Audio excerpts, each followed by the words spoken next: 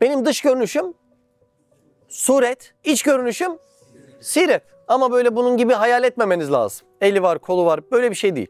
Benim dış görünüşüm suret, benim iç görünüşüm siret. İnsanın ameline göre ruhunun şekli yani sireti değişir. Çok önemli cümle, tekrar edeyim. İnsanın ameline göre, ya ben kendimi yanlış kullansam suretim değişir mi?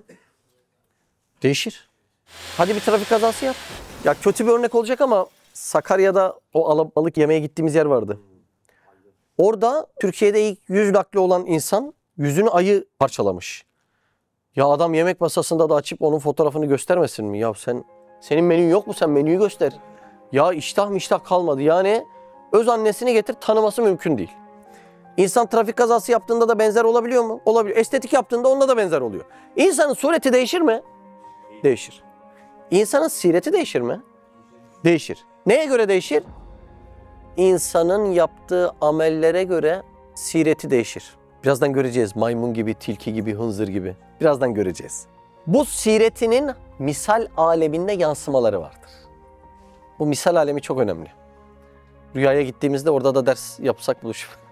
Bu siretin misal aleminde yansımaları vardır. Bir gün köyün birinde kalp gözü açık bir tane adam İmam Efendi'nin birini yakalamış, demiş ki ey imam sen aynı otobüs şoförü gibisin. Demişler niye böyle söyledin İmam Efendi'ye? Cemaatine aynı otobüs şoförü gibi muamele ediyor. İndir bindir indir bindir. Misal aleminde onu otobüs şoförü gibi gördüm demiş. Misal aleminde onun suretini mi görüyor? Hayır, siretini görüyor. Aslını görüyor. Aslımız o yani. İnsanın siretini ehli velayet ayan gözle görür. Bu gözle. Kabiliyet işi. Motor ustası da gır sesini duyunca bu arıza var diyor yani. Öyle mi? Kesbi muharefet işi yani. Ehli velayet insanın siretini ayan gözle görür. Ehli iman misal aleminde görür. Bazen şekillerle, bazen imajlarla, sembollerle görür. Mesela size ilim verilecekse bunu misal aleminde süt veya gömlek giyme şeklinde görürsünüz. Size alem misalde süt ikram edilirse, gömlek giydirilirse bu ne demektir? İlim verilecek demektir. Siz alem misalde, alem misal dediğim alem menam yani rüya alemi, uyku alemi. Siz alemi misalde et yediğinizi görseniz bu aslında ne anlama gelir? Kardeşinin birinin gıybetini etmişsin demek. Rüyada ne olarak gösteriliyor? Et olarak gösteriliyor. Anladınız mı? Ehli velayet bunu ayan gözle görür. Ehli iman da bunu rüya yoluyla görebilir. Peki insanın siretinin değiştiğine dair örnekler var mıdır? Var, çok güzel örneklerim var. Birinci örneğim Fetih Suresi'nden. Var mı söyleyecek olan? Çok güzel, söyle. Ne demek? Ya secde izinin alameti var diyor değil mi? Evet. Simahum fi vucuhihim min eseris sucud. Ne diyor? Secde alametleri onların yüzlerindedir diyor. Yani siretinin yüzünde bir alamet farkı var mı? Varmış bak. Allah Allah. Başka örnek verelim mi? Verelim. İkinci lema, Risale-i Nur. Neyi anlatıyordu ikinci lema? Hazreti Eyüp peygamber. Hazreti Eyüp peygamberin özelliği neydi? Her yeri yaralı olması. Bak şimdi bunları unutmadan dinleyelim. Hazreti Eyüp aleyhisselamın zahiri yara hastalıklarının mukabili her yerine halinde? Yara halinde. Bizim batıni ve ruhi ve kalbi hastalıklarımız vardır. Onun dışındaki yarası kadar bizim içimizde yara varmış. Şu cümleye lütfen dikkat et. Hatta ezberlemeden gitmeyin buradan. İç dışa, dış içe bir çevrilsek Hazreti Eyüp'ten daha ziyade yaralı ve hastalıklı olduğumuz görünecek. Çünkü işlediğimiz her bir günah, kafamıza giren her bir şüphe. Şüphenin günahtan farkı yok beyler. Şüphe ağır bir mesele. İman kelimesinin, itikat, inanç kelimesinin zıttı şüphe. Çünkü işlediğimiz her bir günah, kafamıza giren her bir şüphe kalp ve ruhumuza yaralar açar. Yakaldınız mı burada? İç dışa, dış içe çevrilse sen Hazreti Eyüp'ten daha ziyade yaralı olacaksın diyor. Ne okuması yapmış? Siret okuması. Başka örneğe geçiyorum. Sözler Lemaat'ta bir yer okuyacağım. Sözler Lemaat. Şu medenilerden çoğunun eğer içini dışına çevirsen, yine aynı şeyi söylüyor değil mi? Ne demek bu? Sireti sureti olsa, iç şekli dış şekli olsa görürsün. Başta maymunla tilki, yılanla ayı, hınzır sireti olur suret. İçlerindeki siretin şekli neymiş? Maymun. Affedersiniz hınzır, domuz. Buyur. Yılan. Ayı. Yani bizim kabirdeyken giyeceğimiz bedeni misalleri anlatıyor. Kabirde giyeceğin kıyafet siretine ehil bir halde olacak. Şimdi anladın mı? Yine böyle saçlı, kaşlı, gözlü hayal ediyoruz. Öyle değil. Kabirde giyeceğin kıyafet siretinin şeklinde olacak. Şimdi iyice oturuyor mu ders? Allah Allah. Tabi'in imamı İbn Sirin şöyle bahseder. İbn Sirin'in rüya meselesinde de konuşmuştuk hatırlarsınız. Misal alemi kişinin ruhunun yansımasıdır. Siret diyor, siret. Anladın değil mi? Yani misal aleminde insan kurnaz birisini tilki olarak görür. Kaba birisini ayı olarak görür, affedersiniz. Herkese zararı olan birisini çakal olarak görür. Hain birisini yılan olarak görür. Allah Allah. İslam'a muzır birisini baykuş gibi görür. Bak şimdi, görüyor musun olayları? Araf 166'da diyor ki, kendilerine yasak edilen şeyler karşısında küstahça diretince, ayet okuyorum ha. Onlara aşağılık maymunlar olun dedik. Ayet diyor bunu. Ne demiş ayet? Onlara maymun olun dedik diyor. İbn Abbas, biz seni alemlere rahmet olarak gönderdik ayeti var ya. İbn Abbas diyor ki, o ayetten dolayı, yani Efendimiz Aleyhisselam bizim başımıza rahmet olarak yağdığından dolayı Allah bizi başka bir hayvana çevirmiyor diyor. Zamanında Davut peygamberin kavminden, Yahudilerden bir kısmının maymuna çevrildiği rivayet edilmektedir. Çevrildi dediğim sireti, sureti olmuş. Anladınız mı olayı? Biz haşa Allah bizi muhafaza etsin. Neden yaptıklarımızdan çevrilmiyoruz? Efendimiz Aleyhisselatü Vesselam alemlere rahmet gönderildiğinden dolayı. Allah Allah. İbn Abbas şöyle diyor. Efendimiz'e inanmayan kafirlerin daha önceki ümmetlerin başına gelen maymuna dönüştürülme gibi belalardan kurtulduğunu söylüyor. Kadiyyas Şifa-i Şerif'te geçen mesele.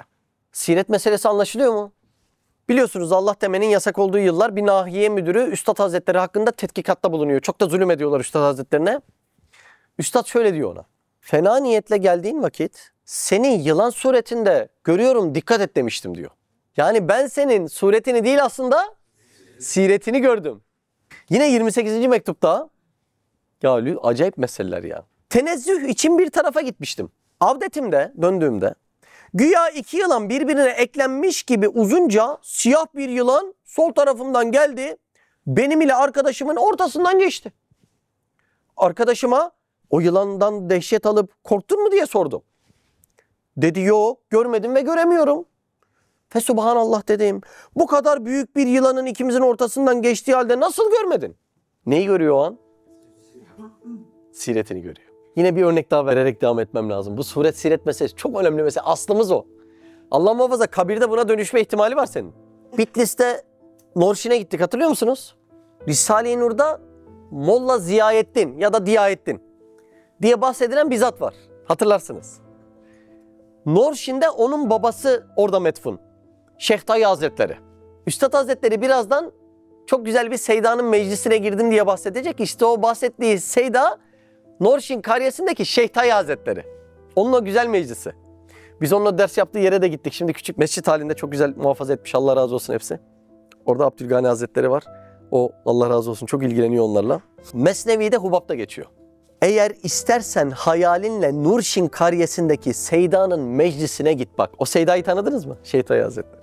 Orada fukara kıyafetinde, sureti fukara kıyafetinde melikler, padişahlar ve insan elbisesinde melaikeleri bir sohbeti kutsiyede göreceksin. Neyini anlatıyor? Siretini. Sonra Paris'e git ve en büyük localarına gir. Göreceksin ki akrepler insan libası giymişler ve ifritler adam suretini almışlar. Siretini anlatıyor. Hepimizin kabuğu birbirine benziyor mu dış görünüşte? Benziyor. Ama kabuğu bir kırıyorsun, birinden civciv çıkıyor, birinden dürülü yılan çıkıyor. Hangisisin? Kırılınca belli olacak. Nasıl kırılır? Allah'ın önüne çıkardığı imtihanlarla ettiğin tercihler neticesinde kırılacak. O yüzden kabuğundan bu da insan zannettiklerinizin nicesi akrep çıkıyor. Şaşırmamak gerekiyor. Burası Darül İmtihan. Yine ufak devam ediyorum. Birkaç örnekle. İyice siret meselesini oturtmam lazım. Çünkü kabirde bedeni misali dediğim kıyafetin şekillerini anlatıyoruz. Derinlemesine giriyoruz ona. Barla layıkasında geçmektedir. Barla layıkasındaysa kimin laflarıdır acaba bunlar? Hulusi abinin lafları. Malumu fazilaneleri Allah'ın şu muvakkat misafirhanesinde insan suretinde hayvanları eksik değildir. İnsan suretinde hayvanları. Evliyaların neden münzevi yaşadıklarını şimdi anladınız mı? Evliyalar insanların suretleriyle değil, siretleriyle meşguller. Ve o siretlerini görüyorlar ve onlarla birlikte yan yana yaşamak istemiyorlar. Ruhları daranıyor. Kusura bakmayın, kim ister 10 tane domuzla aynı bir mecliste yaşamayı? Kusura bakmayın. Kimse istemez. İşte evliyaların münzevi yaşam seçme sebepleri burası. Karşısına gelen muhatabın hadistir. Müminin tadı var, kokusu var. Kafirin tadı yok, kokusu yok. Yanına gelen muhatapların görüntüsünü, tadını, kokusunu bunları ala ala beşer eli değmemiş bir yerde yaşamak istiyorlar. Bu yüzden Üstad Hazretleri Barla gibi münzevi bir yerde olmasına rağmen arabayla ta yarım saatte gittiğimiz Çam Dağı'na çıkıyor. Çam Dağı'na çıktığı yetmiyor. Hiçbir beşerin kokusunun değmediği bir katran ağacının tepesine çıkıyor. İbadetini orada sürdürüyor. Fesubhanallah. Demek beşer temasının keşfi onlarda açık. Değil mi? Allah Allah. Ne enteresan mesele. Bir arkadaşım vardı. Amerika'da okuyor. Cadılar Bayramı'na gitmiş oradan. Oraya da yerleşti. Liseden oraya. Hayat tarzı da farklıydı biraz. Hızlıydı. Orada Cadılar Bayramı'na gitmiş. Fotoğrafları paylaşmış. İnsanların hepsi böyle ekseriyetle hayvan kostümü giymişler ve sokaklara çıkmışlar. Medeniyet insanı niye çeviriyor? Şimdi sireti surete dönüşse neler olacağını söylemiştim, bir daha hatırlatayım. Mesela herkesi çarpan bir insanın sireti suretine dönüşse ne görürüz? Tilki görürüz. Nezaketten nasibi almamış bir adamın sireti dışına çıksa affedersiniz ayı görürüz. Kötülükten başka bir şey düşünmeyen bir insan çakal görürüz. Hainlikten başka bir şey düşünmeyen birini sırtlan görürüz. İnsan mutluluğu ancak iç dış uyumuyla yakalayabilir. İçin neyse dışın da ona dönüştüğünde mutlu olabilirsin. İşte birçoklarının hayvan kıyafeti giymesinin sebebi bu. İç o hale dönüşüyor ancak dış onu arıyor yani. Mutluluğu öyle yakalıyor. Bunları beni tanırsınız, ben hakaret ya da birini iğneleme niyetiyle söylemiyorum. Böyle bir gerçeklik var. Bunu söylemek için bahsediyorum. Mesela sünnettir biz namazlarda sarık takke bunları sararız değil mi? Niye sarıyorsun? Bak Efendimiz Aleyhisselatü Vesselam ne diyor? Bunlar melek kıyafetleridir diyor. Cübbeye sara ne diyor? Ne kıyafetiymiş? Melek kıyafetiymiş. Demek siretin hayvanlaşsa hayvan kıyafetine meylediyorsun. Siretin melekleşse melek kıyafetine meylediyorsun. Tekrar söyleyeyim, birine iğnelemek hiç amacıyla söylemiyorum. Öyle bir üslubum yok yani. Öyle üslubum olsa bu mesleği değil başka meslek yaparım. Ama böyle bir hakikat var. Herkesin dikkat etmesi lazım.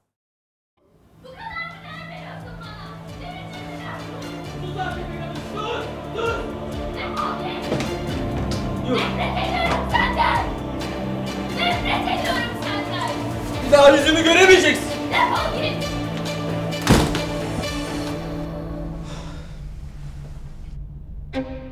Onlar bazı sırları bilseydi böyle olmazdı.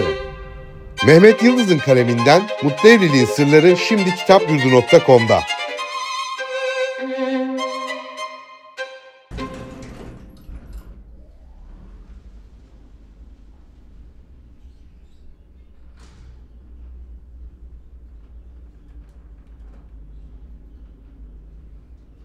Siz de Hayalhanem'in yurt içi ve yurt dışı projelerine destek olmak için buradaki linke tıklayarak online bağışta bulunabilir veya aşağıdaki iletişim numaralarından bizlere ulaşabilirsiniz.